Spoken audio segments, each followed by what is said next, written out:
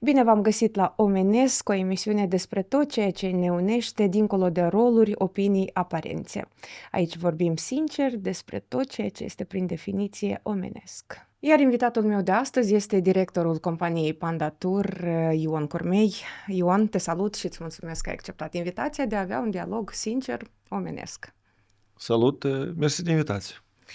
Ion, din cele 52 de săptămâni ale anului, câte le petrece în Republică și câte în afara granițelor? N-am numărat niciodată fix, dar cred că 52, cam 20 de săptămâni sunt plecat. Aproape te apropii de Da, jumătate. aproape 3000. Care este ultima destinație în care ai fost? Cabo Verde de Am fost ziua în Cabo ta? Verde, am fost de ziua mea de naștere, am avut o săptămână, 8 zile de vacanță. Ți-a Simplu. plăcut? Da, a Dar fost bine. cum îți alegi tu destinațiile, fiind în sfera destinațiilor? Pui degetul pe hartă și spui, acolo merg. Aleg de obicei acolo unde n-am mai fost, după posibilitate să vizitez o țară nouă, îmi place să explorez noi destinații, pentru că vin mai bogat acasă. Mă simt mai confortabil, după care cunosc culturi noi, învăț ceva nou și asta îmi place să învăț. Frumos.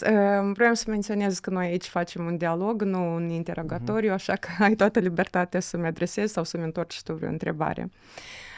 Din cele aproape 200 de țări ale lumii, pe câte le-ai bifat? Deja am peste 70 de țări vizitate, deci mai mult de 70 de țări am vizitat, practic pe toate continentele, încă nu pe toate, dar în curând o să am bifă deja pe toate continentele. Care a mai rămas? Antarctica încă n-am fost, urmează și în mare parte Australia. Mhm. Dar să știi că fiecare țară este ca o facultate, după care vei, ai învățat nu doar ceva nou, dar te schimbă. Fiecare călătorie schimbă viziunea și te face altfel să gândești.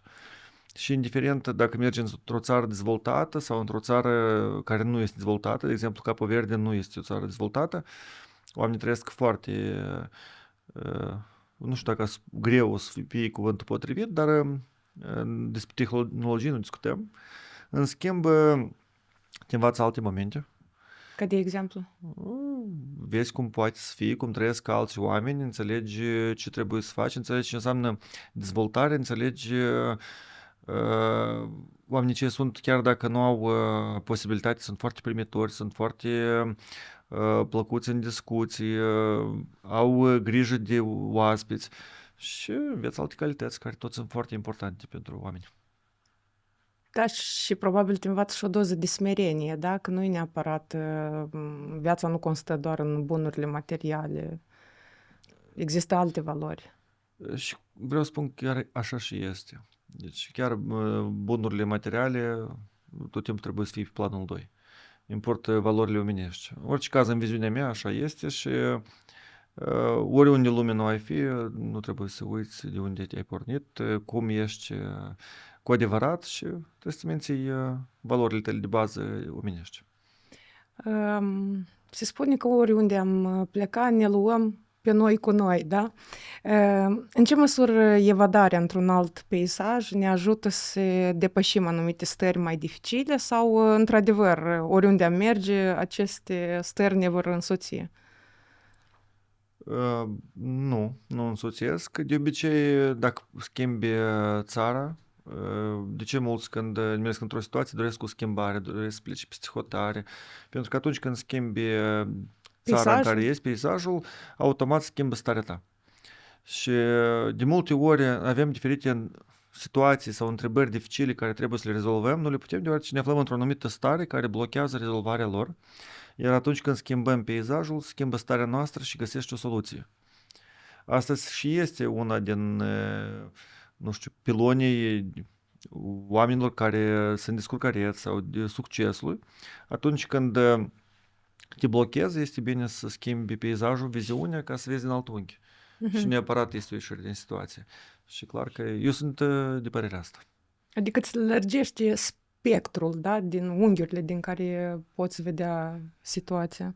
Da, și vacanțele, cum am spus, de fiecare dată îți dau lecții. Deci începând de la plecarea din aeroport sau că atunci când urci în autocar sau în mașină să călătorești, să încep primele aventuri, primele situații care te învață să rezolvi, începi să prinzi încredere cum le rezolvi și ajungând la destinație, devii mai relaxat, mai încrezut în tine, începi să rezolvi și alte întrebări care păreau. Să nu fii obsedat, da, de problema care te preocupă. Tu, fire așa activă cum ești, ai avut perioade de cădere interioară sau, nu știu, poate depresie? Depresie, nu cred. Căderi tot timpul avem. Sunt diferite situații, dar eu sunt persoana care... Eu sunt diferit optimist și în situații complicate mă străduiesc să găsesc ieșiri din situații, mai ales că am și responsabilitate. Nu-mi permit să cad pentru că am o echipă care trebuie să am grijă de ea și atunci nu am voie, simt responsabilitatea de a fi puternic. Uite, noi avem acum cel mai lejer acces spre diverse destinații ale lumii, poate mult mai multe decât a fost vreodată în istoria omenirii.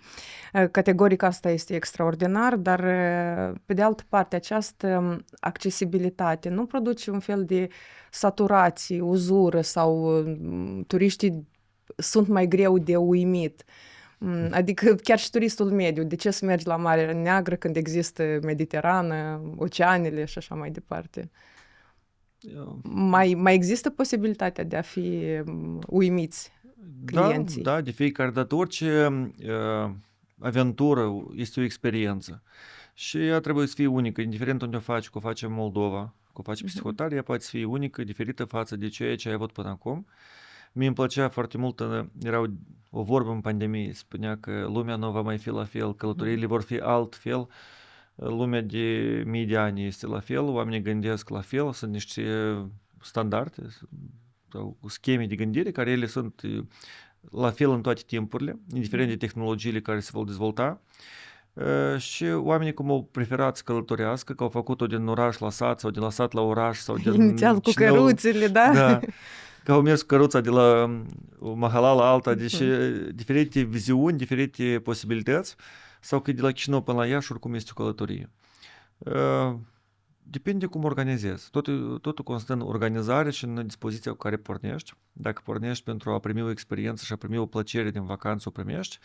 Dacă pornești din start indispus și cauți doar defecte la călătoria ta și cauți frustrări, este greu să devii mulțumit, dar și în aceste cazuri poți fi. Da, eu chiar vreau să zic că probabil pandemia ne-a amintit că noi, în afară de mări și oceane, ne mai putem scalda în Nistru, da? În iazurile din Moldova, în lacuri. Așa și este, s-a călătorit foarte mult în pandemie, dar cum s-au deschis granițele, automat au evadat toți moldovenii peste hotare, a fost un boom în 2022, atunci când nu erau locuri practic la niciun hotel, toți călătoreau în toate părțile, au fost ținut toți oamenii 2 ani de zile, după care au început să iasă în toate hotelurile ocupat, overbooking la avioane, dar după care s-a reglat înapoi. Dar cum îți explici asta? Noi avem nevoie de o criză, de o încercare ca să începem să apreciem anumite lucruri, nu mă refer doar la călătorii, în general. Iată, omul are nevoie de anumite perioade de criză ca să înceapă să aprecieze ceea ce are. Dorina, noi avem nevoie de pauză. Într-o lume accelerată în care suntem acum, avem nevoie de o pauză pentru noi, pentru a ne gândi, a planifica, în general, pentru a aranja, a medita, deoarece noi suntem într-o alergătură permanentă și atunci, când a fost această criză, noi toți ne-am oprit și am spus, acum trebuie să avem grijă de sănătatea noastră, acum trebuie să învățăm ceva nou. Fiecare a făcut o listă mare, un plan, ce o să facă în următorii ani. Dar odată ce s-a deschis tot și s-a permis, au uitat toți cam ce s-a întâmplat acum câțiva ani în urmă și au revenit în mod normal la accelerare. Toate se întorc la așa cum au fost. Iar vacanțele este o modalitate de a face pauză. Eu, în general, sunt adeptul de a face 4 escapade pe an, în fiecare sezon câteodată, vara minim o săptămână. Eu nu vorbesc de escapade scumpe. Ele pot fi oriunde, ele pot fi la țară, ele pot fi la mare. Dar escapada este pauza care o iai pentru tine. Ele pot fi în cort, pe malul Nistrului sau la mare, în Turcia, Grecia, după cum îți permite ce posibilități financiare ai.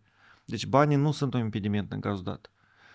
Mai ales dacă ai și o disciplină financiară, da? Ca să Da. din timp să acumulezi sau să pui deoparte o anumită sumă. Eu când eram student, eu preferam să călătoresc, dar nu aveam posibilitate și nici nu știu dacă aveam disciplină financiară. Dar să știi că eu călătoream și aveam un cort și m-am dus la mare cu cortul.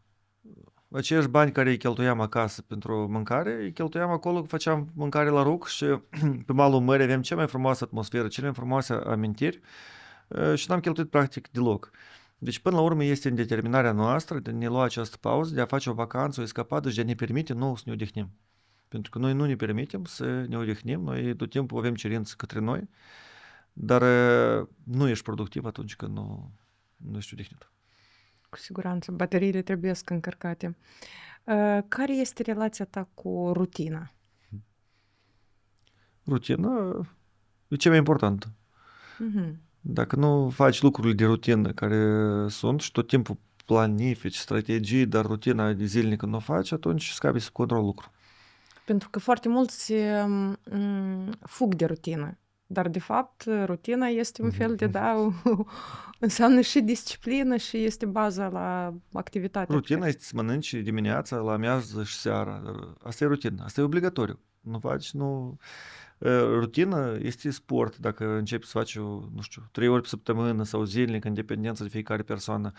Rutina poate fi cititul, dacă este dorință. Și rutina nu trebuie să fie doar ceea ce îți place să faci sau este obligatoriu pentru existența ta. Nu trebuie să fugim de rutină, trebuie să o facem așa ca ea să ne ducă plăcere. Spre exemplu, rutina dacă facem sport rutină. Dacă alegi sportul care e preferat ție, care ți îți place, el deja nu mai este o rutină obișnuită. Este ceva care îți place, se potrivește. Dacă îl faci în plăcere, rutina devine plăcută. Dacă jobul este rutină, atunci sau schimbi jobul, sau schimbi, atitudinea ta față de ceea ce faci și atunci poate deveni o plăcere. Jobul tău este o plăcere? Da, este o plăcere. Eu pot să lucrez. Mie îmi place să mă odihnesc, dar mie îmi place să lucrez. Dacă mă pun la lucru, nu știu dacă, în orice caz, mă strădui să mă bată nimeni. Tu ai călătorit în atâtea state, ai văzut atâtea culturi, ai gustat din foarte multe bucătării. Ce bucate au fost cele mai stranii pe care le-ai mâncat sau cele mai exotice din ce ți amintești tu? Mai neobișnuit. Multe, nu știu, viermi, dacă asta e exotic, dacă asta e straniu, cred că e straniu. Ce am mâncat, asta, care sunt greieri, da? Greieri? Greieri am mâncat cu bere în Bangkok, în Thailanda. În China am mâncat broască țistoasă. Nici nu știam că e broască țistoasă. Am aflat la urmă când mi-a dus. Ce gustare? Ca de miel. Nu știu, așa mi s-a părut ca o miel. A fost foarte gustoasă, dar eu credeam că mănânc miel. Dacă știam ce, cred că nici nu era să-mi fie așa, pare mirajal, dacă era să știu. Dar nu știu de ce... Dacă era în chineză meniu, am comandat și eu așa, am văzut carne, arăta interesant și am arătat, credeam că e miel. Dar la urmă am înțeles, totuși am început să dau întrebări. Și chinezii, apropo, nu toți cunosc limba engleză, adică foarte puțini cunosc limba engleză, care vorbesc acum de restaurante, că e normal chinezii și nu știi. Și așa, prin gesturi am găsit noi pe internet și mi-a arătat totuși că tot tipul de mâncăruri care plec în destinații care sunt exotice, eu le încerc. Mie îmi place tot timpul să văd ceva nou, să încerc ceva nou, să experimentez. Nu. Șarpe am mâncat. Nu știu. De toate am mâncat. Fain. Tu cunoști foarte multe lucruri din bucătăriile hotelurilor, mă refer aici și la propriu și la figurat. Dacă ai putea să ne spui Ce se întâmplă cu produsele alimentare care rămân în hotelurile ultra și all inclusive? Pentru că presupun că rămâne foarte multă mâncare. Dacă vorbim despre hotelurile mari, rămâne tone zilnic de mâncare, este vorba de sute de tone lunar, la propriu. Și sunt multe hoteluri care au fermele lor proprii. Ferme de animale? De animale, da. În Turcia, chiar dacă ei nu mănâncă carne de porc, sunt ferme de porci și atunci hrănesc porcii cu mâncarea care este stricată sau cu mâncarea care deja trebuie să... Dar sunt hoteluri care, mâncarea care poate fi folosită a doua zi, deci ea se folosește. Da, este mâncare bună, noi doar mâncăm acasă, punem în frigider și a doua zi mâncăm din nou. Nu înseamnă că la hotel trebuie să arunce mâncarea care este bună și asta e rușire de mâncare. Cine sunt cei mai avari turiști în hotelurile all-inclusive? Avari în ce sens? Care știi tavele astea pline cu tot ce există în hotel. Din spațiul fost sovietic sunt... E posibil că psihologic noi tot timpul am trăit într-un deficit mare și tot timpul ne gândeam că nu o să ne ajungă mâncare, că nu ne ajunge. Că nici nu ne ajungea. Da, și nu ne ajungea. Eu, din fericire, am prins doar o parte din timpurile cele. Nu știu dacă era să pot trăi în perioada aceea, pentru că eu sunt... mie îmi place democrația. Dar ceea ce ține de turiștii din Moldova, turiștii care călătoresc primele dăți își încarcă tavele tare. Turiștii care deja călătoresc de 10-15 ani sunt turiști care știu că e tot bine, mâncarea o să fie 24 din 24 la all inclusive și este o diferență. Dar noi ne străduim, învățăm, explicăm. Adică aveți această cultură, această tendință de a educa consumatorul? Subtil. Aha. Subtil, mai ales în grupuri când mergem undeva, ghizii, apropo, avem propriul staff de ghizi, avem cea mai mare echipă de ghizi din țară, care este profesionistă, călătorit toată Europa, practic, au călătorit toată Moldova, cunosc bine destinațiile, sunt licențiați și știu cum să comunice cu turiștii, așa ca să nu ofenseze pe nimeni. Dar în același timp trebuie să înțelegem că sunt turiști care călătoresc pentru prima dată cu noi, merg într-un tur la Budapesta sau în Grecia și atunci ne străduim să explicăm. Ce alte lucruri, acțiuni de după culise poți să ne mai spui?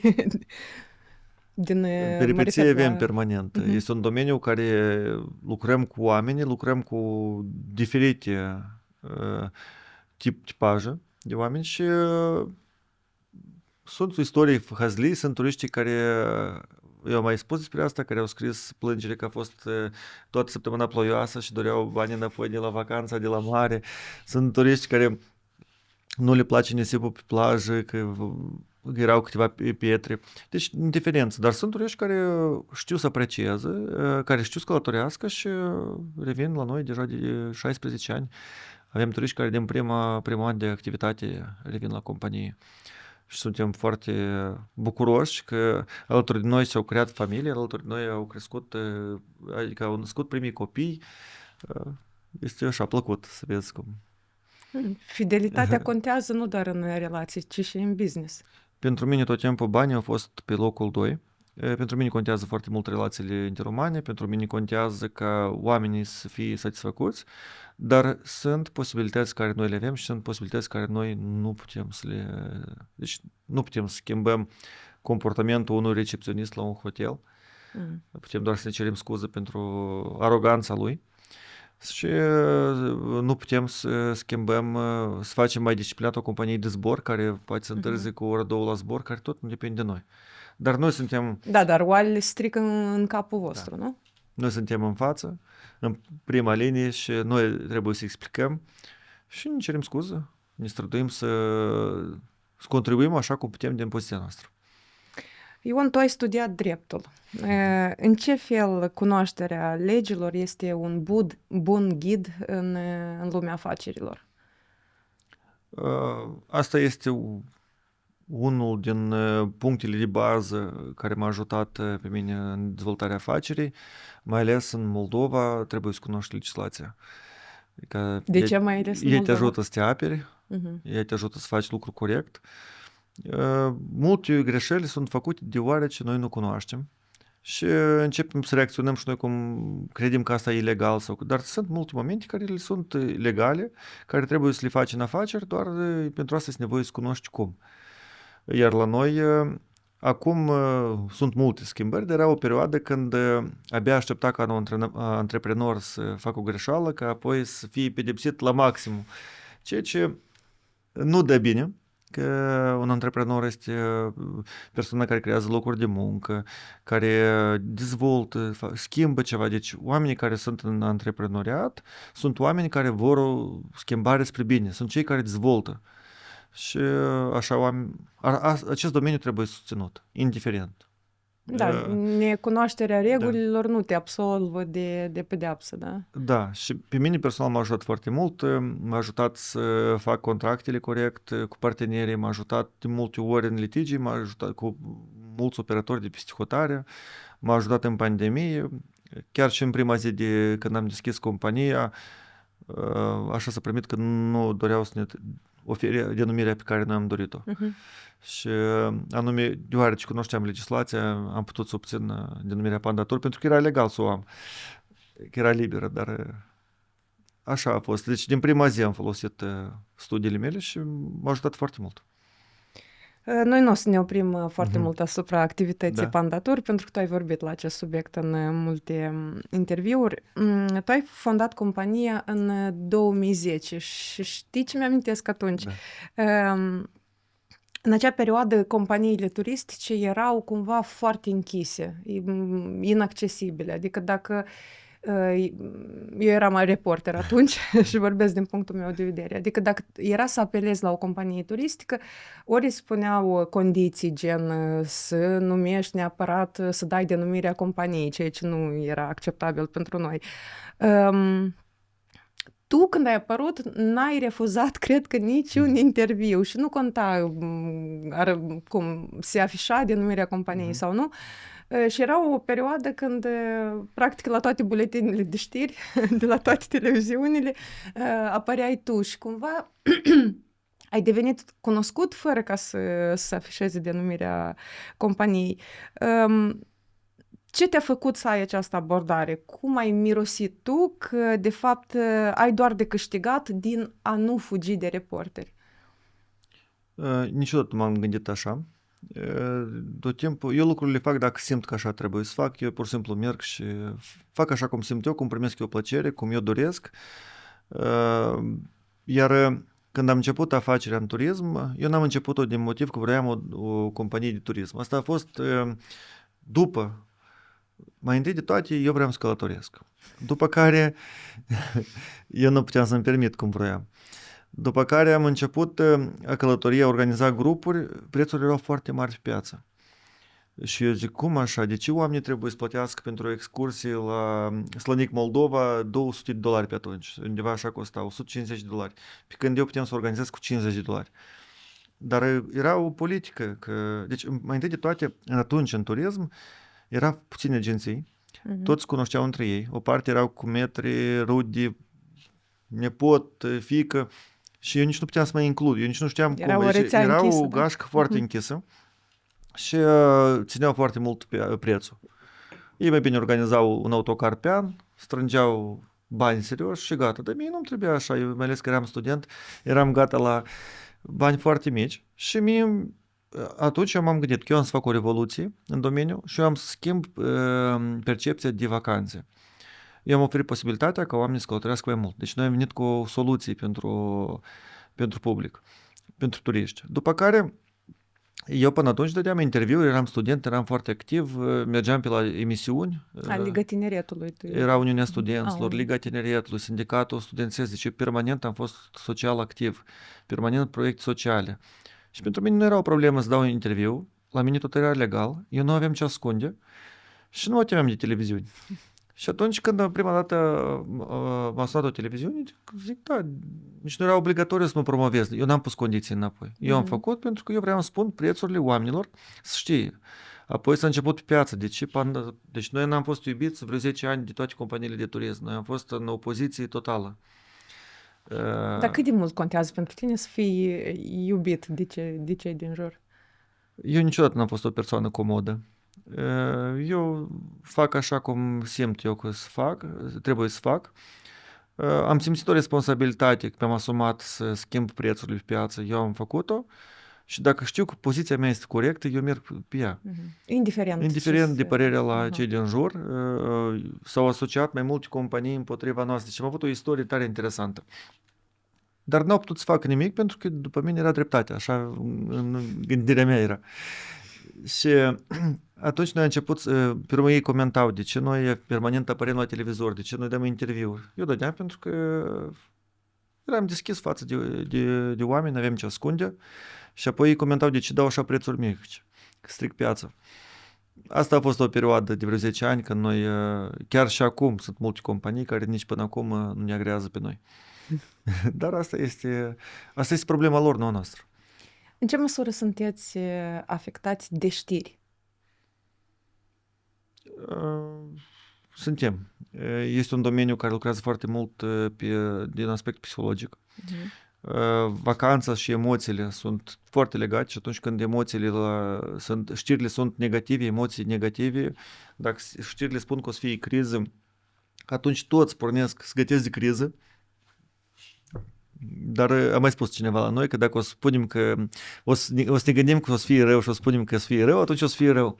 Să știți că undeva asta lucrează și nu vorbim acum de ceva, nu știu, energetic. Discutăm acum despre lucruri reale. Dacă spui toată ziua că o să fie rău în familia ta sau la tine în companie, neapărat că toți încep să gândesc că o să fie rău, nu mai lucrează oamenii. Cumva se adaptează informației. Se adaptează, da. Da, nici măcar nu e vorba de ezoterică sau de Nu, altceva. asta e vorba de factor real. Dacă era în pandemie, spun că o să fie rău, nu trebuie să închidem compania deodată, dar noi poți să te gândești că o să fie rău, poți să cauți o soluție.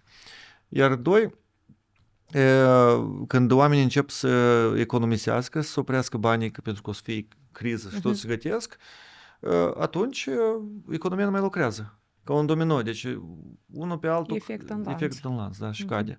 Dar să știți că atunci când cineva se oprește, altcineva este activ și beneficiază. Și pot să vă dau un caz concret. Acum noi avem, de pe 1 mai a început conflictul cu Iranul și toți s-au speriat. Gata, nu mergem în Egipt. În Egipt n-a fost niciun conflict. Egiptul este în distanță de Iran cam de aici până la Berlin, cred că, da? Distanța este foarte mare. Dacă vorbim de Sharm el-Sheikh. Asta dacă la Kiev sau la Odessa sunt conflict, este război, la Chișinău este pace. Păi dacă la Berlin, la fel, așa distanță, ar fi, așa, să nu vorbim într-un nume de rău, dar dacă ar fi ceva, este o distanță foarte mare. Păi cei care doreau în Egipt au început să anuleze. Și nu luau vacanțele, nu mergeau, nu cumpărau. Dar a fost o altă categorie de turiști care au spus că noi mergem acum pentru că acum sunt cele mai bune prețuri, nimeni nu vrea să călătorească, biletele de avion sunt ieftine, hotelurile s-au ieftinit și într-adevăr. Hotelurile s-au ieftinit foarte mult și cine a fost în vacanță în martie și în aprilie a beneficiat de prețuri care n-au existat. Au mers la preț de jumate de vacanță. Deci, de ceiași bani poate să meargă de 2-3 ori în vacanță la martie. Și atunci, vedeți, tot timpul sunt două categorii de persoane.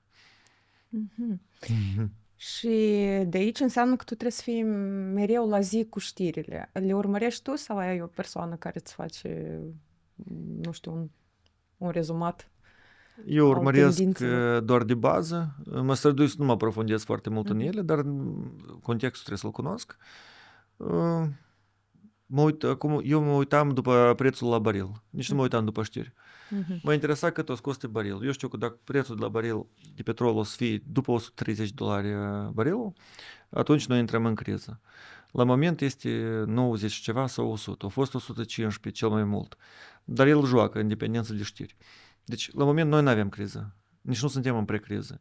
Nici nu este economic, dacă vorbim real, nu avem niciun risc.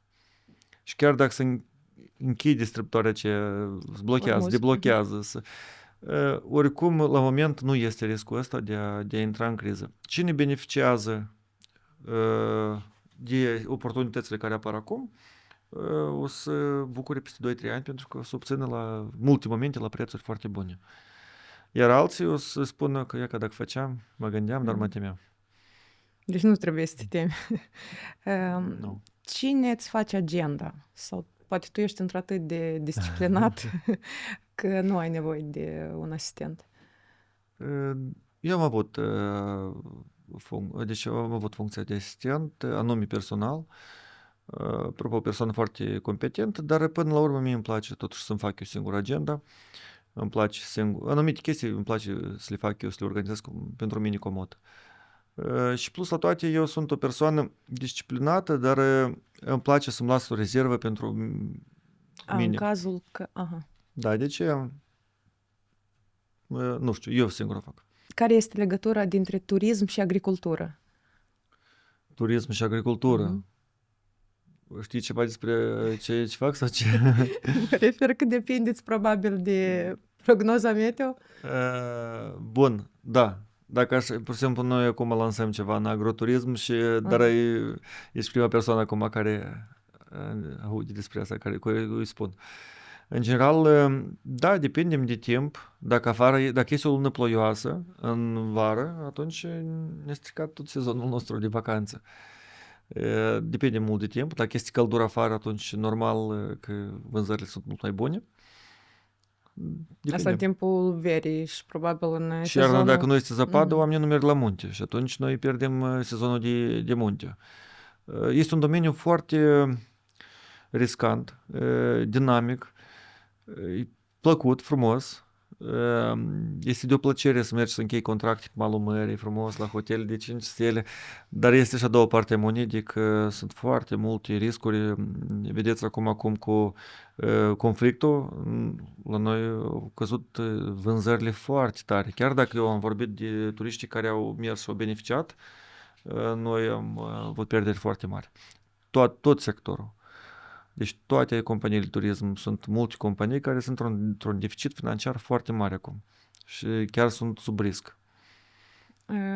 Dacă tot ai spus că n-ai mai vorbit despre ce vreți voi să lansați în agroturism, poate ne spui? Noi vrem să dezvoltăm turismul în Moldova, eu tot timpul am vrut asta și încercam, dar nu mi-ajungea timp. Eram gata, pregătit, s-a început pandemia. Am avut răbdare 2 ani, zic gata, acum încep, s-a început războiul în Ucraina. Acum începem un proiect turistic pentru familii în Moldova, călătorii, așa, și pentru turiștii care vin de peste hotare. Vin mulți turiști la noi de peste hotare? Vin, eu văd un potențial mare în turismul din intern. Eu cred în turismul din Moldova pentru că el are șansă la dezvoltare, nu știu, X10, adică înmulțit la 10. La moment nu este încă valorificat ceea ce avem noi. Noi avem ce arăta, noi avem mâncare gustoasă, avem oameni primitori, avem locuri, chiar dacă nu avem munți, chiar dacă nu avem mare, să știți că sunt turiști care vor să vadă ceea ce avem noi. Deci vor satele să le vadă așa autentice cum sunt, vor să meargă la o vinărie, să servească un vin gustos. Nu tot turismul înseamnă mare și munte. Dar o infrastructură bună? Da, oricum ultimii ani se dezvoltă, dar mai este nevoie. Este de lucrat, începând de la sectorul de cazare, deci la hoteluri, pensiuni, avem nevoie mai multe. Prețurile sunt ridicate, în același timp, eu înțeleg și pensiunile noastre. Sunt pensiuni care au 5 camere. Ce poți face cu 5 camere? Trebuie să ții asta e, nu știu, butic, cum să spune, deci hotel butic, deci hotel de lux, 5 camere, să ai un recepționist, o servitoare, nu poți să-ți permiți. Și atunci proprietarul la pensiunea asta este toată ziua implicat în afacere, are doar acele 5 camere care sunt zile săptămânii care sunt goale sau când vin turiști și mai stric ceva și nu-ți fac așa afacerile. Este nevoie de hoteluri profesioniste, de pensiuni mari care sunt într-adevăr să fie dotate și să fie rentabile. Oamenii ce lucrează ani de zile și nu mai înțeleg ce au făcut, pentru că cu 4-5 camere nu faci nimic. Hrănești familia și asta, dar Da, nu are o afacere. Sau trebuie să pui niște prețuri exacerbate. Și atunci întreabă moldovenii, de ce Moldova așa de scump? deoarece nu sunt hoteluri mari. Un hotel mare și hotelurile mari nu au concurență. Sunt puține și oamenii își permit să ridice prețurile. Sunt turiștii din, nu știu dacă putem să numim turiști, sunt ucrainenii care vin în Moldova și au nevoie de cazare pentru că fug de situația din țara lor sau vin la rude aici pentru că familiile lor tot s-au împărțit. Bărbații stau aici, soțiile acolo sau soțiile copiii aici. Deci, hotelurile sunt pline. Pensiunile, care spun eu, nu sunt atât de rentabile și mulți cred că îmbogățesc pe cineva, nu este așa. De ce este nevoie de o altă abordare total altă? Ioan, tu de ce faci afaceri? Mie îmi place cu ce mă ocup. Eu vin cu plăcere la serviciu. Eu primesc plăcere de la echipa cu care lucrez. Am o echipă foarte bună. Primesc plăcere de la oameni mulțumiți de serviciile noastre. Am foarte mulți turiști care revin la noi de 16 ani. Din prima zi când a venit la noi, de atunci sunt turiști fideli care noi ne vedem și prin oraș, prin călătorii împreună chiar. Eu primesc plăcere deși la mine nu este o rutină lucru. Eu vin la lucru nu de tac trebuie. Și nici nu fac ceva doar din motiv că trebuie să mă duc forțat, pot să fac dacă am o responsabilitate sau trebuie să o îndeplinesc. Dar în mod normal mi-aleg pe general pe ceea ce îmi place și pot face. Da, dar munca cu oamenii este destul de dificilă. Sunt diferite caractere, diferite solicitări, diferite nemulțumiri. Cum e să gestionezi toate aceste energii? Eu când eram student, eram implicat permanent în lucru cu studenții. Eu eram șef pe sindicat pe grupă, după care eram pe facultate, apoi am trecut președinte pe Uniunea Studenților pe ASEM, apoi pe toate universitățile și mie permanent îmi plăceau să lucrez cu oamenii. Eu primesc plăcere atunci când realizez proiecte, îmi place să îmbunătățesc ceea ce se întâmplă în jurul meu. Mie îmi place să lucrez cu oamenii, deci asta trebuie să-ți placă. Și mie îmi place să fac din posibilitățile mele viața mai bună atunci la studenți, acum la turiștii noștri. Ce înseamnă banii pentru tine? Asta, cum și-am spus mai devreme, nu este prioritatea numărul 1. Îmi place să am o viață decentă, dar îmi place și cei din jurul meu să o aibă la fel. Eu tot timpul spun că ar fi bine ca în Moldova să fie și drumurile bune și alte condiții de trai, așa că eu multe ori nu înțeleg. Sunt oameni care au avut posibilitatea de a schimba lucruri în țara noastră, de a dezvolta altfel, de a face drumurile bune, de a face infrastructură. Ce folos că mergi pe o mașină? De a-și mătura în fața oficiului, da? Asta trebuie fiecare să facă. Dar vorbesc de oameni care au avut posibilitate de a schimba per general lucru și infrastructura țării. Și ce folos că mergi pe o mașină foarte scumpă, prin gropi, pe drumuri rele, peste tot în jurul sărăciei, ce plăcere să primești la asta. De ce este bine când, de așa am vorbit atunci mai devreme că când am pus prețurile, am pus așa ca să poată mai multă lume călătorie. Deci noi am schimbat pe general piața, am făcut mai accesibil. Atunci nu mai călătoream eu singur, călătoream cu grupul. Și asta primești plăcere din așa lucru. În orice caz, eu primesc plăcere din așa chestii. De ce banii e bine să fie, banii neapărat trebuie să faci, pentru că eu spun tot timpul, nu știu dacă asta o să fie dur sau nu, dar noi avem ceea ce merităm. Eu am avut cazuri când nu am avut bani, am avut cazuri când am avut și apoi nu am avut, că am meritat în situații.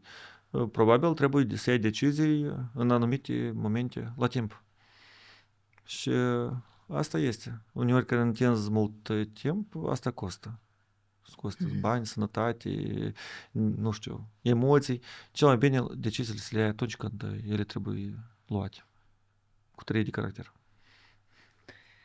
Ce vehicule conduci? Mașină, motocicletă, autocar, tractor, avion? Eu am aproape toate categoriile la permis, am și pe motocicletă, am făcut, mi-aduc aminte și acum când am dat la permis, Eu mergeam pe motocicletă la țară încă de mic, nu știu, de când eram încă elev. Așa erau timpurile, noi mergeam acolo pe Cu dealuri 2 roți sau cu... și cu 2 roți și cu, nu știu cum se numește, călească, eu spun. Da, acum nici nu știu dacă se mai produc așa. Și pe 2 roți și eu mergeam foarte bine. Și când mi-aduc aminte, acum nu o să uit, m-am dus la poliție, da, când dai examenul. Și mi-a dat în Minsk o motocicletă și când făceam la stânga se întorcea roata un pic la dreapta. Știi cum este în parc când achizi 5 lei dacă mergi pe bicicletă și dacă faci 10 metri îți dă 100 înapoi, dacă nu pierzi banii. Așa era și motocicleta aceea, cred că intenționat au pus-o ca să tot să piardă. Dar am reușit și am făcut acolo cercul care, doar un cerc trebuia să fac. Dar eu merg bine pe motocicletă, merg pe mașină, am făcut cursurile pe zil. Da, deci când am făcut la 11 ani, atunci categoria aceea am făcut-o dintr-o dată, se permitea așa. Și am făcut cursurile pe zil, pe un oraș, Samosval. Și am mers pe tir, am permisiune de merge pe tir cu remorcă și am dat și pe autocar, eu mers pe autocar. Am dat pe autocar prin oraș cu autobuzul 23, mergeam până la Botanica și dădeam, făceam lecții. Adică dacă turiștii tăi merg spre leptocarie, da, mă urc la volan. Poți fi domn director la volan, da? Am permis internațional, pot și merg, mie-mi place să merg cu autocarul.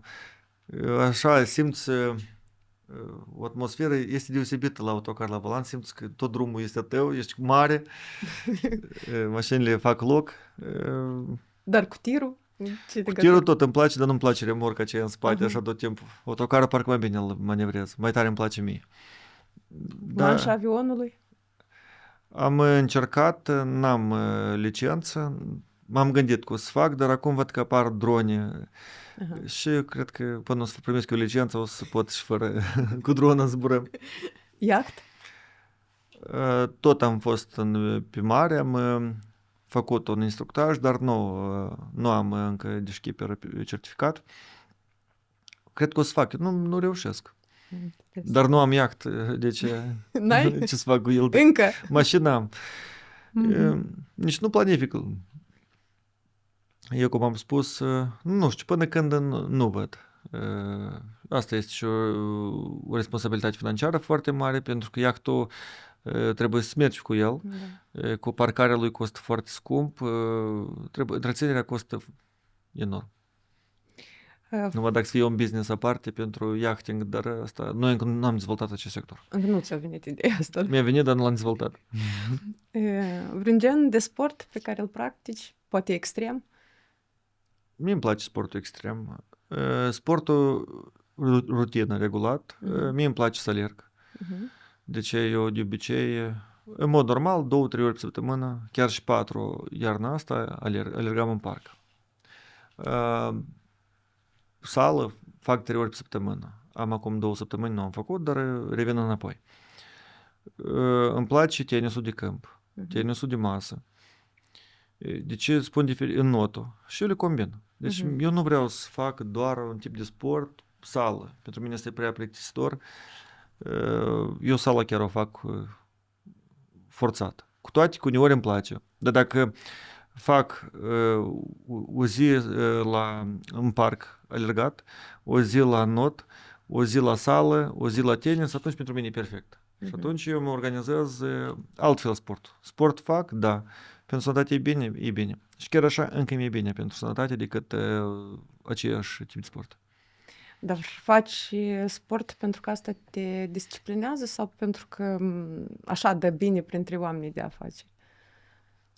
Eu am observat că s-a creat un trend ultimii, cred că 2 ani am observat așa, pentru că sunt mulți speakeri, care povestesc motivațional. Ei de obicei nu fac sport, dar vorbesc despre asta, sau nu fac business, dar învață să faci business. Eu fac de mulți ani sport, tenisul de câmp îl fac din 2015, tenisul de masă de când eram student, alergatul deja asta. Îmi plăcea permanent să alerg în parc, îmi place vara să alerg. Cel mai mult. Îmi place la 5:30 dimineața, la 5:46 sau 47 undeva răsăritul. de obicei în lunile de vară și atunci când răsare soarele și alergi este o plăcere deosebită. Primești foarte multă energie. De ce sportul fac pentru plăcere? Și dacă n-am acum 2 săptămâni nu fac sport, nu fac, adică nu mă concentrez. Mi-am pus 150 de antrenamente să fac anul acesta. 60 ceva deja le-am făcut. Deja. Da.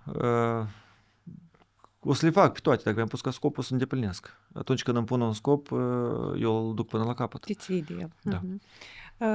Ce greșeli ai făcut în business pe care nu le-ai mai repeta? Spune că după ce faci o greșeală, trebuie să iei o lecție și nu mai faci. În viață nu e așa. Nu e așa, da? Nu știu, poate la tine e așa, la mine... Calci pe greble, da? De obicei, da, repetăm greșelile, este factorul uman, sunt emoții, dar normal că business nu are dreptul la emoții. Și atunci când pui prea mult factor uman în afacere, pierzi. De ce mă strădui să fie cât mai puțin factor uman. Dar nu pot să-l exclud cu totul, eu tot sunt om. Și greșelile uneori contează pe oameni care... Deci tu vrei ca cineva să vrei ce vrei și tu nu poți fi așa. Și în afacere importă să te asociezi, să ai în echipă oameni care doresc ceea ce dorești și tu. Care rezonează cu tine. Care sunt gata să asocieze la scopul tău sau au același scop. Mulți ani am adus oameni care nu, deci eu îi forțam. Hai, deci eu eram ca un fel de armată. Și nu în sensul bun, pentru ei era bine, dezvoltare, dar ca feedback, ce mi-am dat, că după 16 ani, eu am înțeles că oamenii după care nu sunt gata să recunoască chestia asta, de obicei, după o anumită etapă, ei pleacă și încă undeva vor să-ți demonstreze că ei sunt mai buni sau ei, că n-ai avut dreptate. Pentru că la ei se formează o emoție de asta, că mă pune șeful. Nu, bine, eu mă străduiesc să mă poziționez ca șeful permanent, eu sunt om de echipă. Dar se formează o emoție de asta de parcă... Din obligație. De obligație, o frustrare. Și atunci oamenii încerc să demonstreze ceva înapoi. De ce? Ce am înțeles eu, este important ca când ai în echipă, trebuie să ai în echipă oameni care au același scop ca și tine sau sunt gata să asocieze la scopul tău.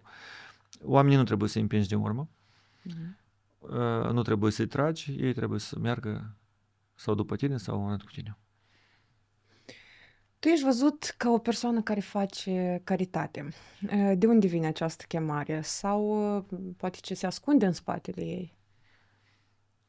Eu făceam asta, nu știu dacă se duce aminte când eram student, nu ne cunoșteam încă așa, dar eu eram anul întâi la universitate și organizam acțiuni de caritate cu studenții. Strângeam de la toți studenții haine care aveau ei și duceam la casă de copii. Strângeam cu toți studenții din universitate alimente și duceam la oameni care n-au, la oamenii străzi. Avem o haină pentru un boschetar, un proiect care îl făceam prin 2010, 11, 12, care permanent. Pero am avut proiect cu 100 de familii lemne de iarnă. Deci în fiecare iarnă, înainte de sezon, și mă bucură atunci când eu pot să ajut. Eu consider că atunci când poți să fii de folos oamenilor care au nevoie, trebuie să o faci. Nu tot timpul din motiv de bani, dar asta tot este o plăcere, este un hobby. Nu știu.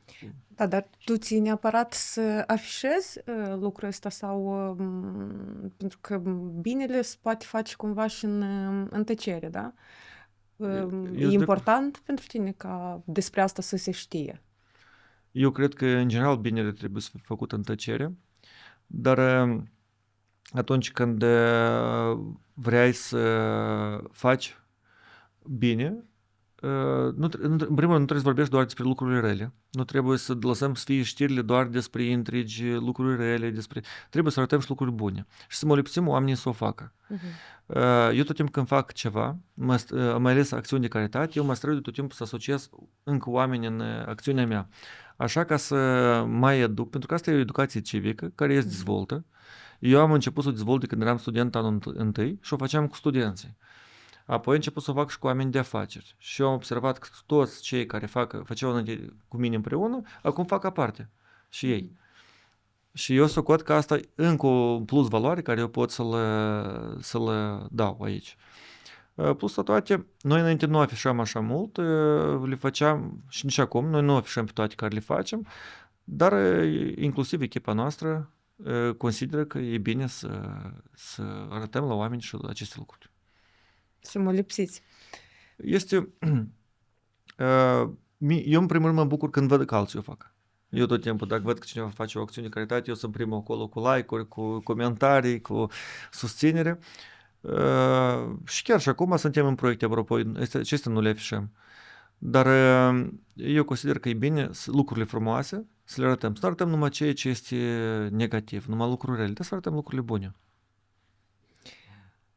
Lumina Sfântă sau Focul Hari, cum este numit la noi, a fost o acțiune de caritate sau o acțiune de PR? Noi facem, deci aducem lumina de mai mulți ani. Da, câțiva. Anul acesta a fost cel mai mediatizat invers. Dar să știți... Negativ, ai în vedere, da? Nu, au apărut anumite, trebuie să înțelegem că sunt oameni care sunt angajați politic sau trebuie să facă anumite lucruri și ei trebuie să o facă și trebuie să comenteze, dar noi nu tragem atenția cum și-am spus, la lucrurile negative. Noi atragem atenția la lucrurile frumoase.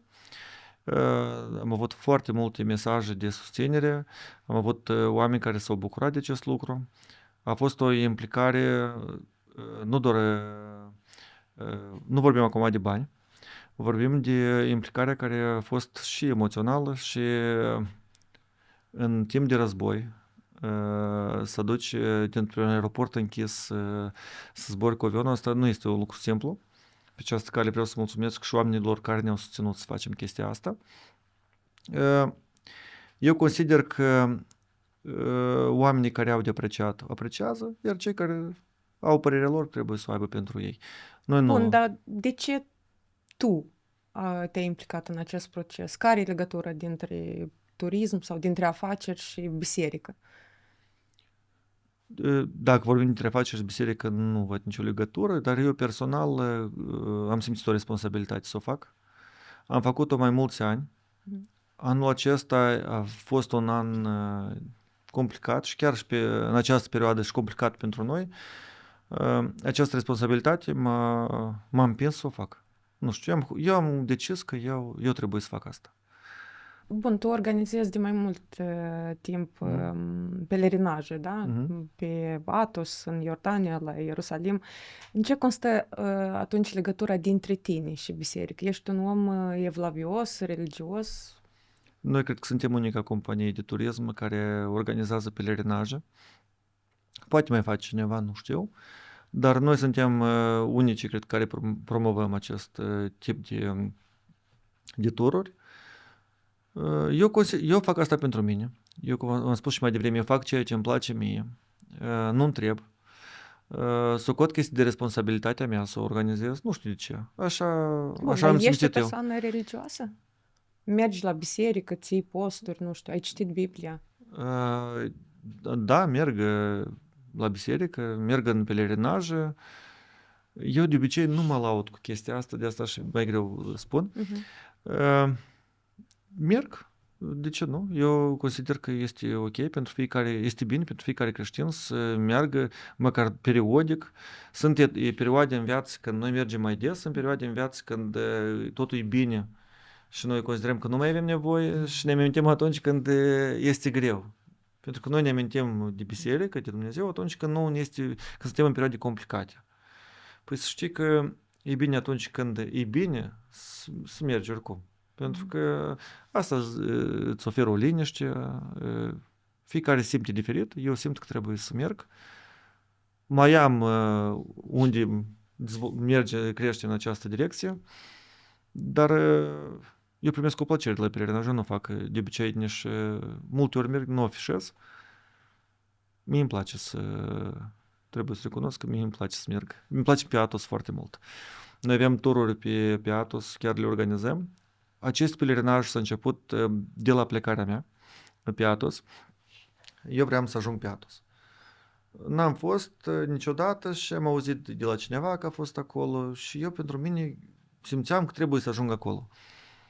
Și nici nu din curiozitate, dar știam că vreau să ajung, măcar o zi. Așa ai simțit. Da, și am fost în Grecia la un partener la hotel pe Halkidiki, discutam cu el și din discuție cineva a venit la el în ospiție, zice, da, eu merg pe Athos. Când? Da, cum merg? Zic, da, eu tot vreau. Nu poți că trebuie viză. Pe Athos să ajungi, trebuie viză să deschid, ea se deschide din timp, nu poți în aceeași zi. Și eu zic, da, eu așa de tare vreau, sună, te rog, acum și vezi, poate să primești pentru mine viză.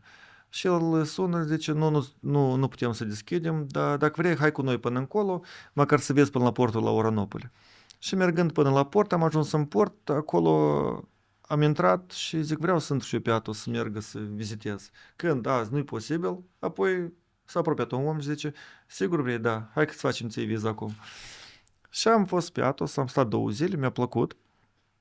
M-am gândit că trebuie să arăt și la alți oameni acest pelerinaj și am început să organizez. El, sigur, nu este despre bani, dar este pentru a arăta oamenilor, credincioșilor, creștinilor, acest loc. E doar pentru bărbați. Îmi place la Ierusalim. Am fost mai mulți ani. Cu focul Hari cum a fost din start? Tot timpul îl duceau politicienii. Și pe mine, parcă undeva, când ajungea Paștele, parcă era o întrecere între politicieni. Cine o să ducă în acesta focul Hari? Cine o să ducă lumina? Și am auzit mai multe contexte acolo. Și m-am gândit, dar de ce așa trebuie să permanent să ajungă în perioada de Paște și noi să auzim tot felul de momente de genul dat? De ce să nu pot eu să mă implic să ajut, să duc în liniște, fără politică, în afara politicului? Și te-ai oferit tu în mitropolie, adică ai apelat tu? Da, noi asta facem de 4 ani, este al 4-lea an. Doar că anul acesta nu știu de ce s-au activat bloggerii politici s-au activat foarte tare. Dar asta nu contează. Contează, eu v-am spus, eu tot timpul atrag atenția la pozitiv, la oamenii știu ce trebuie să facă și oamenii trebuie să aibă părerea lor. Cine o are bun, o are bun, cine o are așa cum este. Eu nu vreau să conving pe nimeni. Câte, nu care, dar câte din cele 10 porunci știi tu că nu le respecti sau le-ai încălcat? Eu vreau să fiu înțeles corect că eu merg într-un pelerinaj sau am fost la Ierusalim, asta nu înseamnă că eu nu greșesc. Eu consider că atunci când greșești, trebuie să te corectezi, trebuie să începi, trebuie să corectezi. Dar Să conștientizezi. Da. Eu cred că multe din ele am precis nu pe toate, dar multe din ele am încălcat. Dar normal că e bine să conștientizezi și să devii mai bun. Noi suntem oameni. Oamenii mai greșesc. Te spovedești? Da. Când s-ar putea și mai des, cred că, dar eu de obicei în perioada Paștelui. Uite, există o anumită categorie de oameni care consideră că dacă fac o donație la o biserică sau la o mănăstire, își anulează cumva faptele reprobabile. Se spală de păcate, da? Mai ales în spațiul ex-sovietic se întâlnește această practică atunci când businessman poate nu tocmai cinstiți, politicieni, sunt ctitori de biserici, de mănăstiri. Cum îți explici tu aceste acțiuni? Cum le privești? Asta și-a fost unul din imbolurile mele care m-a determinat să merg să discut cu Mitropolia pentru a mă implica să aducem lumina noi, să aducem focul haric, pentru a disocia de aceste persoane biserica. Asta a fost intenția mea. De asta și-am simțit și anul acesta o responsabilitate, cu toate că nu a fost un lucru simplu, dar asta mai puțin contează. Eu consider că trebuie la maximum să disociezi religia de așa tip de persoane, dar asta nu poate dicta religia. Oamenii dacă doresc să donează. Asta nu poate fi. Fiecare trebuie să o facă pe propria conștiință și din propria dorință. Ce trebuie să facă un om de afaceri ca să nu ajungă să simtă că l-a apucat pe Dumnezeu de picioare? Știți, ca vedetele, că să nu aibă boala stelară. Atunci când îți pare chestia asta, neapărat Dumnezeu te așează înapoi. Asta unul. Doi, trebuie să fii cu oamenii, trebuie să fii cu echipa, să mergi printre oameni, să te plimbi, să mai mergi cu troleibuzul, cu autobuzul, pe jos, prin oraș, prin sate, să vezi cum trăiesc oamenii și să stai cu realitatea lângă tine. Adică un pic de smerenie, da? Neapărat, asta este unul din... Adică Biblia își recomandă, dacă am vorbit de religie, deci trebuie să fii smerit. Trebuie să lucrezi la asta. Tu ești smerit? Nu cred tot timpul. Tot timpul este lucrat la smerenie. Dar cel puțin mă strădui să lucrez la asta. Nu pot să spun că smerit 100%, da. Hai să vorbim despre familia ta. Mama, tatăl tău, din ce domenii vin? Adică în ce domenii activează? Și ei sunt cei care te-au direcționat sau te-au lăsat să-ți alegi tu singur calea? Eu provin dintr-o familie simplă, dar am avut o educație, adică am avut o familie unită, care m-a susținut foarte mult în toate. Ești singur la părinți? Nu, am încă un frate mai mare. Aha. M-au susținut în toate.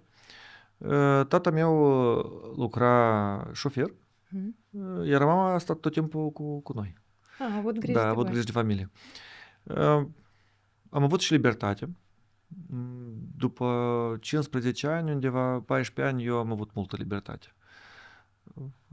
Mai ales dacă aveai și un frate mai mare, probabil cu voi. Da, așa s-a întâmplat că noi o perioadă chiar tot timpul am trăit în Chișinău, dar din clasa 5 și 6 am trăit în suburbie. Așa a fost o situație.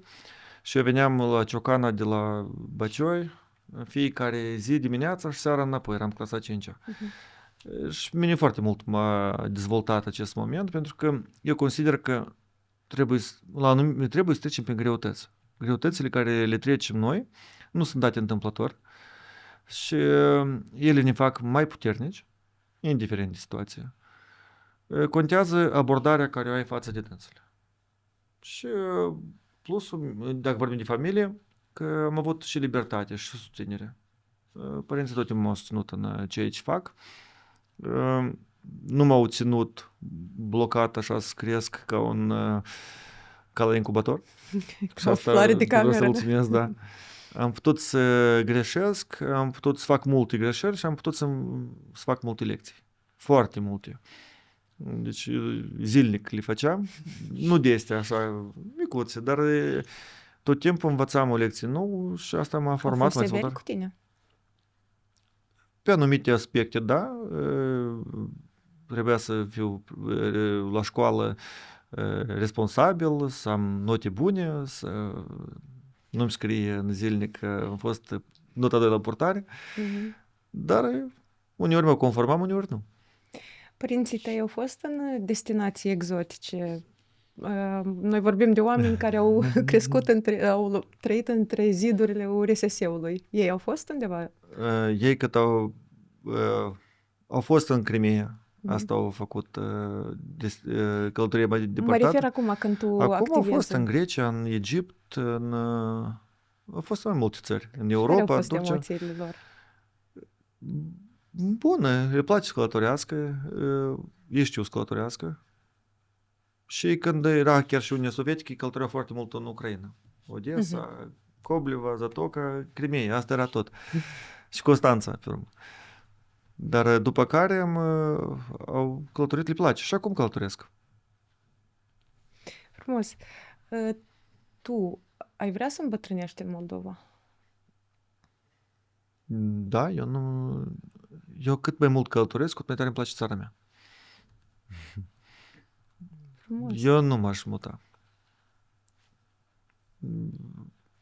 Știți că tot timpul peste hotare noi suntem străini, Mhm. indiferent avem cetățenie americană sau avem cetățenie italiană sau engleză, tot suntem străini în țara aceea, pentru că țara noastră este Moldova. Suntem născuți aici. Și dacă te regăsești acasă, dacă poți să călătorești peste hotare, mai bun loc de trai ca Moldova nu este. Mm, Care este formula ta în ceea ce faci? Aventură, spirit antreprenorial, inovații. Ce alte date conține iată, formula lui Ion Curmei de activitate, formula de activitate a lui Ion Curmei? Mie îmi place foarte mult să lucrez. Îmi place munca. Nu știu dacă asta e tu meu sau nu. Că uneori asta mă lipsește de la alte lucruri. Dar mie îmi place ceea ce fac, mie îmi place să lucrez, mie îmi place să inovez, mie îmi place să schimb, să îmbunătățesc ceea ce am eu, să îmbunătățesc în jurul meu, îmi place să vin cu ceva nou. Eu de fiecare dată mă strădui, nici cum mă strădui, așa se primește că apare ceva nou în compania noastră. Noi am fost cei care au inventat un nou tip de turism în lume când a fost pandemia, imunoturismul. Deci avem o inovație în turism din Moldova, care s-a făcut întâmplător, nici nu știam la început că e inovație. Dar am fost primii care am organizat turiști la vaccin pentru coronavirus. La Iași? Nu, noi am fost primii prima țară care a oferit vaccinul a fost Rusia. Aha. Și noi am fost cei care am reușit cu toate interdicțiile de călătorie de intrare în țară în Rusia să trimitem turiștii din Moldova să vaccineze acolo. Erau oameni care aveau nevoie de acest vaccin obligatoriu. Și atunci noi am găsit o soluție legală. Rusia nu primea niciun cetățean străin. Noi am găsit o soluție legală care, promovând, a apărut asta la toate știrile. Am avut 170 ceva de interviuri la presa internațională. Și s-a format un nou tip de turism. Eu știu o altă inovație sau mai degrabă o ieșire din situație atunci, chiar când a început pandemia în 2020, când voi v-ați reorientat spre comerț. Ați deschis ceva, un magazin online, eu îi spuneam Panda Shop, dar cred că se numește altfel. Nu, se numea Olmag. Olmag, da. Cum ți-a venit ideea asta ca să simți situația și să o reorientezi? Eu, cum și-am spus mai devreme, despre responsabilitate. Sunt cazuri când noi, dacă ne asumăm rolul de lider, trebuie să purtăm o responsabilitate pentru echipa care o conducem. Și când ai 100 și ceva de persoane în echipă, trebuie să achiți salariul. La noi vânzările s-au oprit. În 17 martie era pe cont, pandatură era 50 lei. Și trebuie să achiți salarii la foarte mulți oameni cu restanță, chirii neplătite, cu restanță pentru luna februarie, că n-am avut unde să achităm atunci pentru luna precedentă, vânzările s-au blocat, granițele închise, trebuie să găsim o ieșire din situație. Și atunci când îmi iau responsabilitate, eu trebuie să o fac. Deci dacă mi-am luat responsabilitatea de acești oameni, am găsit o soluție. Nu știu cum am găsit-o. Am mers acasă și am închis birou, am mers acasă, am stat câteva zile, zic, eu nu pot stau în casă. Cum stau încuiat? Mi-am făcut un permis de la Panda Tour, că totuși puteai să circuli doar cu permis. Da. Și mi-am făcut permis de livrator. Și mergeam în bar cu livrator, cu permisul celălalt în caz de mă oprește poliția. Zic, ce să fac? Văd că toate magazinele sunt închise. Am vrut o mască. Și într-o farmacie nu-i mască, criză, mă duc în alta, nu-i mască. Zic, cum să nu fie măști în toate farmaciile? Unde sunt toate măștile? Măști era criză. Și atunci am început să contactez, am aflat că prin cunoscuți, am aflat că nu vin containere cu măști destule, măști nu o să fie, în același timp oamenii nu puteau ieși afară fără măști și eu m-am gândit că o să rezolv această situație. Deci Ați început scoaseți, nu? Da, eu am sunat un prieten, am întrebat ce face, a zis că el avea fabrică de, cu seamă, îmi pare că pentru Dolce Gabbana, pentru Versace, niște genți. Zic, ce faci? Da, ce fac? E criză, stăm toți lucrătorii acasă, au închis Dolce Gabbana, au anulat, Versace au anulat toți comenzile și noi ne închidem. Zic, stop, mâine cheamă toată echipa la lucru, toate custoriesele la lucru. De ce? Avem de lucru. De ce? Cu măști. Cum? Hai ca să spun. Și am început să facem, nu știu, sute de mii de măști, multe. Am început să le repartizăm prin țară. Ele costau foarte scump, noi am putut să le organizăm la alt preț, dar eram în top 3 care vindeau măști în momentul acela. Și am rezolvat o situație. Deci eu consider că atunci am oferit posibilitatea la toți cetățenii care doreau să iasă afară, am oferit o mască că fără ea nu puteai să ieși și te-am dat poliția. Da. Și mai ai o inovație stranie și curajoasă, cred că ți-am și scris atunci în mesaj privat. Tu te-ai apucat să lansezi cursa Avia Chișinău-Bălți? Nu. Nu, asta a fost o glumă din 1 aprilie. Da. De ce nu m-aș fi mirat? Dar cine știe cu timpul. Când te lansezi în politică? Pentru că sunt foarte mulți care asociază activitatea ta publică cu un viitor în politică. Mie îmi place cu ce mă ocup eu, îmi place domeniul, îmi place afacerea care o fac. Eu nu văd de ce m-aș lăsa în politică, cu toate că aș face față atunci când am o provocare sau mi-au o responsabilitate, eu o duc până la capăt și cred că am capacitățile necesare pentru asta, dar deocamdată nu mă văd în politică, îmi place cu ceea ce mă ocup, nu știu, la moment nu mă văd asta să fac. Citești cărți? Citesc, de obicei când sunt în avion, dimineața, când am dispoziție de citit. Poți să ne spui vreun titlu, două care te-au influențat sau te-au ghidat?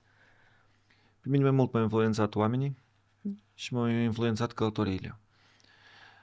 Eu sunt omul care se dezvoltă prin călătorii și prin oamenii care interacționează. Cărți citesc de business, de marketing, deci tot business. HR, tot e business. Economie. Ce te temi să pierzi?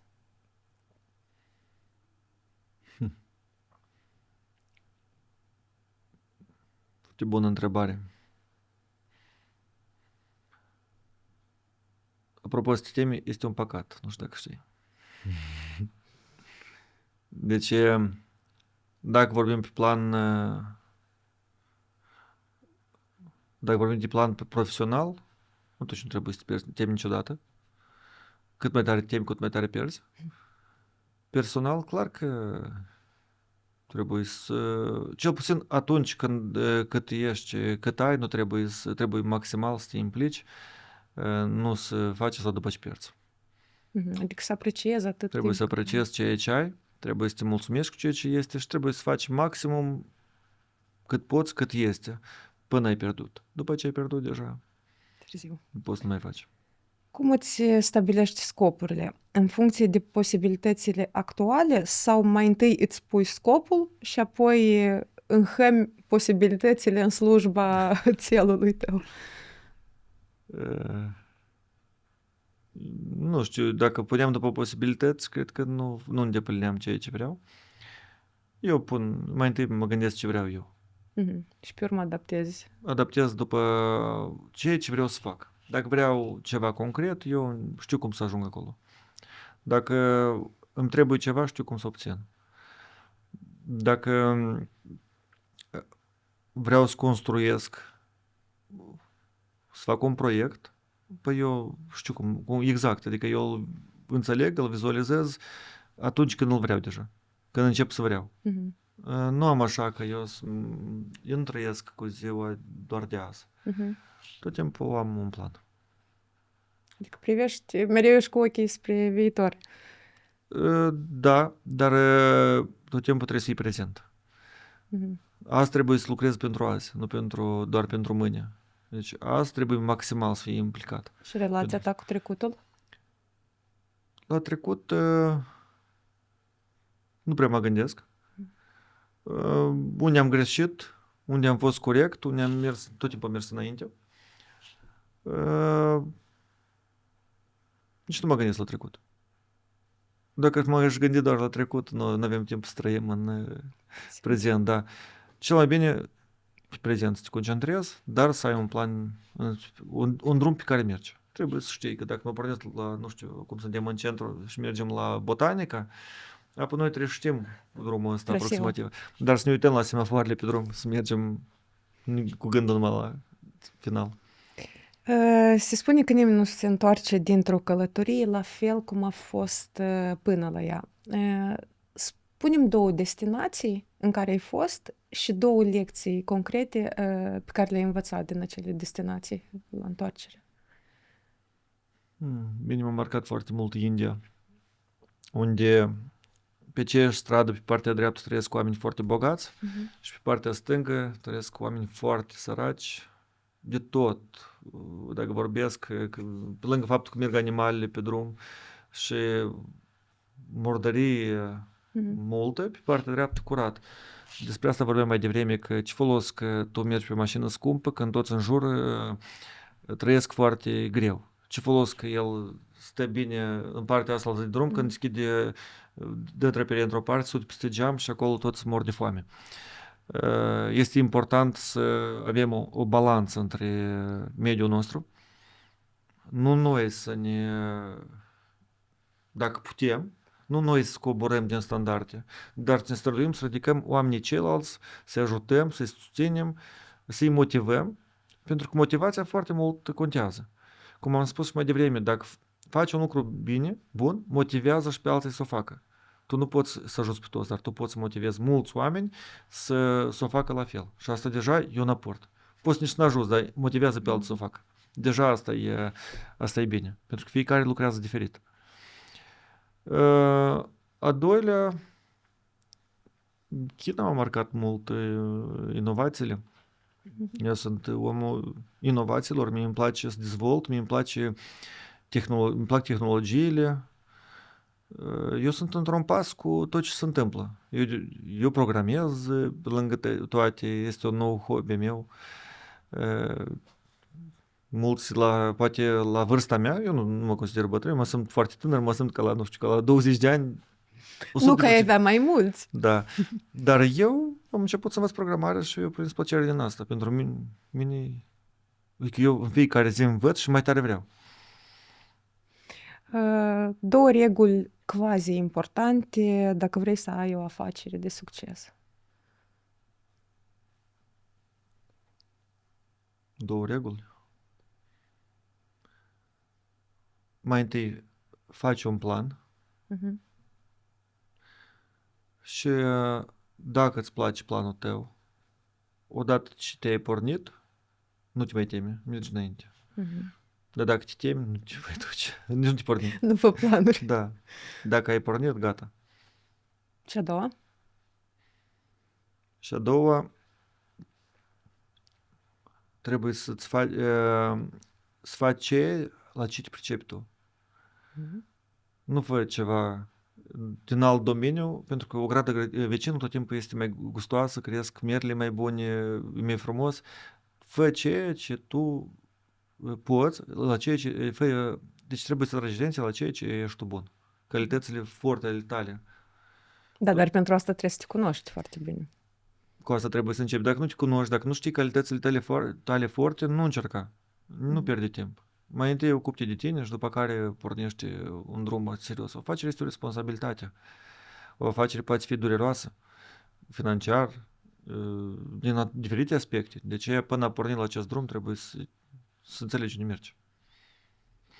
Și un îndemn omenesc pentru cei care ne privesc. Un îndemn. Uh, Cum am vorbit mai devreme despre motivație, este important ca noi să gândim pozitiv, să ne străduim să motivăm pe cei din jur să o facă la fel și să tragem atenția doar la lucrurile bune. Pentru că atunci când povestea cineva un exemplu interesant, chiar închipuite că ai două flori la intrare. Una este o floare cu un vazon cu floare frumoasă, o plantă cu floare frumoasă și a doilea este un cactus. Dacă o să intri în fiecare zi în, nu știu, în casă și o să uzi floarea aceea care înflorește frumos și o să tragi atenția pozitivă acolo, o să înflorească ea. Dacă o să tragi atenția în partea asta, o să filească floarea bună. Deci trebuie să tragem, să vorbim despre lucruri bune, constructive și să dezvoltăm ceea ce ne crește pe noi. Dar asta nu ar însemna să purtăm ochelari roz? Asta nu este despre ochelari roz, este despre feedback-uri constructive, despre ce ca noi să nu atragem atenția la oameni negativi, să nu le dăm importanță, să punem accent doar pe ceea ce ne dezvoltă pe noi, ceea ce ne crește, pe oameni care ne susțin. Acum se numește în mediul online oameni toxici. Păi să lucrăm doar cu cei constructivi. Asta este îndemnul meu, pentru că atunci cum evitați oamenii negativi, lucrurile, discuțiile negative și discutați doar constructiv și pozitiv, schimbă viața. Ion, eu îți mulțumesc foarte mult pentru acest interviu sincer, omenesc. Îți doresc succes în ceea ce faci. Numai bine. Mersi și ți la fel.